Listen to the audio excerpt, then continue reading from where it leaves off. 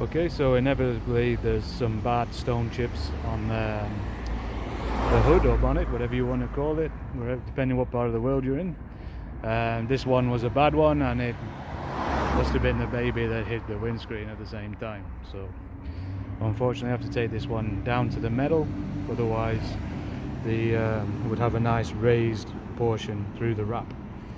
As you can see, I continue doing the most prone areas around the headlights where it gets hit first.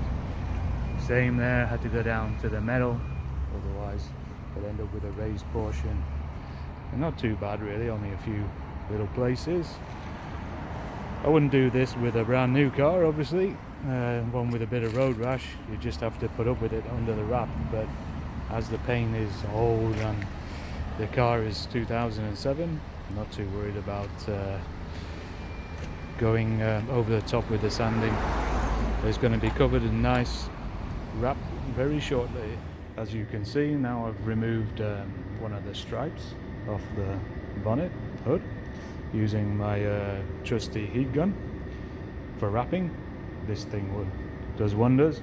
The stickers I presume were aftermarket because they didn't come off as easy as before, so I think somebody's been playing in the past, but hey ho, no problem. So now I'm going to take the other stripe off with a heat gun, and then it's time for claybar to get a nice decontam on the hood, so the paint is prepped for wrapping. After that, then it's going to be remove the vent, the light covers that have already been previously wrapped, so I did them a while ago, remove the bird shit. Yeah, and then we'll be ready for playtime with the wrap. Okay, so progress update. Now have all the light surrounds removed. Bonnet vent is very easy, just one screw which goes through the hole underneath to the top.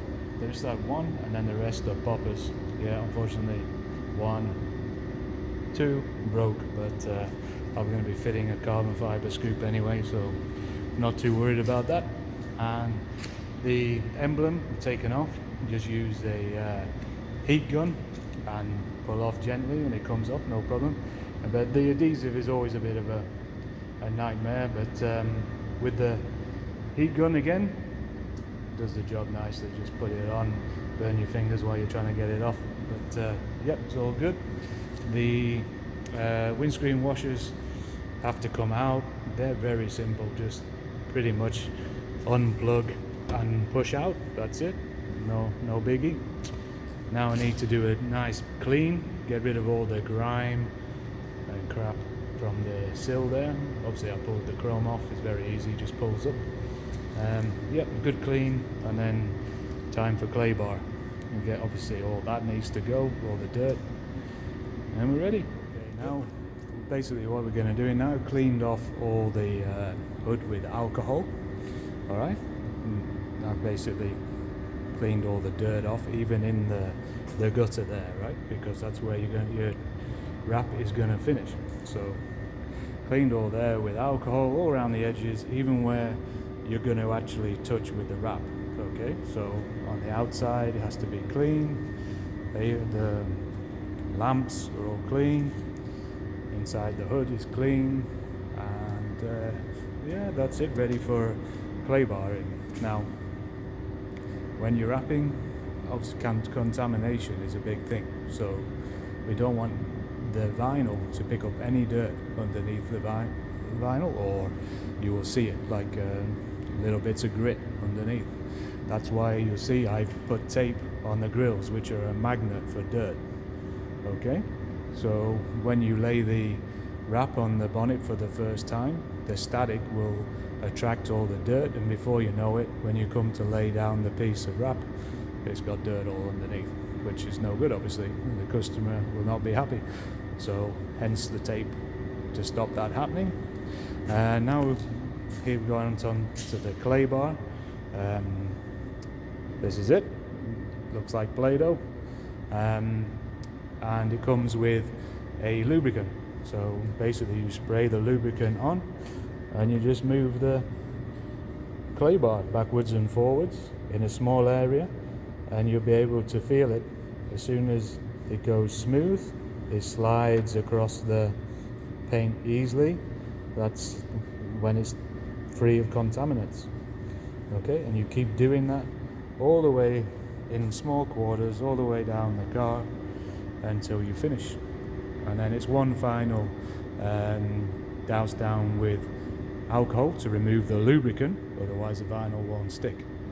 As you can see, this is a very long process for wrapping a car. So you can imagine doing that with all the panels, cleaning it all, degreasing it, clay barring it, taping it up, removing parts. If you do it properly, you remove the parts. If not, some people cut on the cars, right? Which is not good if you ask me, but hey, each to their own. So this is why it costs quite a bit of money to have your car wrapped. A lot of people think, it's too much, you know, but no, the amount of hours that go into wrapping a car is a lot. The actual wrapping side isn't too long compared to the prep work. It's all in the prep. Okay, so we finished with the clay barring and the removal of the contaminants, and now I've got the vinyl on the bonnet.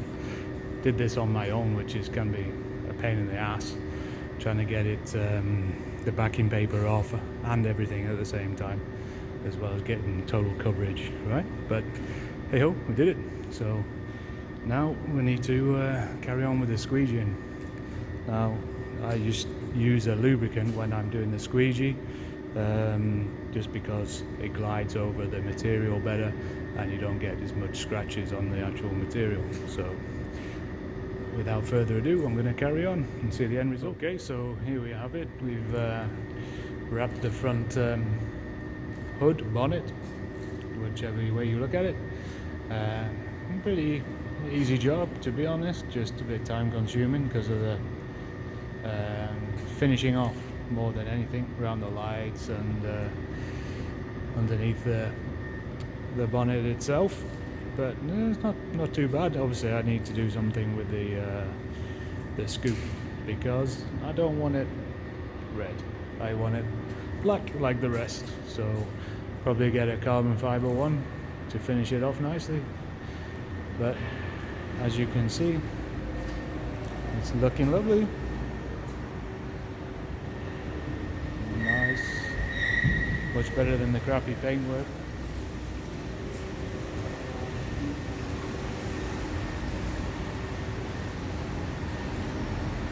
Let me know what you think. I know it's going to be a bit Marmite.